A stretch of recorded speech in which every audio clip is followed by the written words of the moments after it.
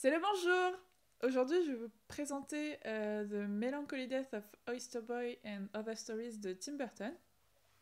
Merci. C'est la version anglaise, mais il existe en français et en bilingue.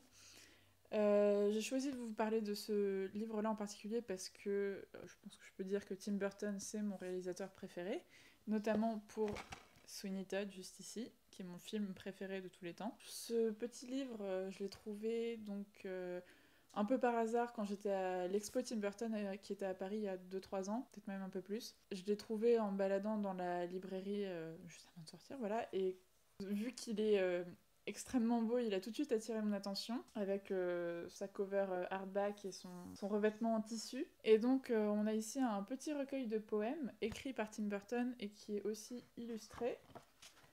Vous avez des petites illustrations comme ça, ou des plus grandes comme celle-ci par exemple.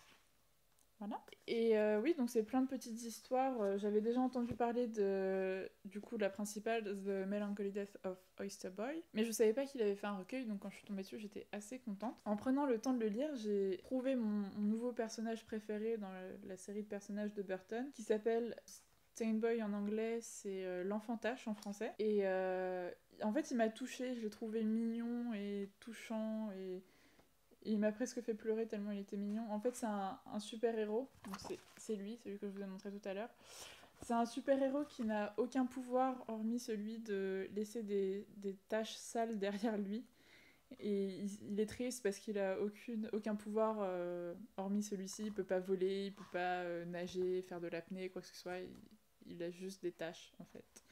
Enfin voilà, j'ai trouvé ça mignon et touchant. Mais tout le recueil est assez sympathique. Enfin, quand on connaît l'univers de Burton, on s'y retrouve vraiment plongé. Et voilà, je pense que avec les fêtes qui arrivent, c'est un excellent cadeau pour des fans de Burton. Il existe donc, comme je disais au début, en français et en version bilingue. Après, je sais pas si les éditions sont aussi jolies que celle-ci.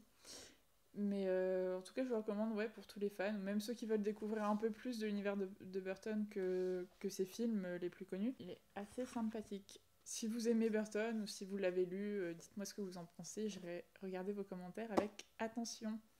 À bientôt!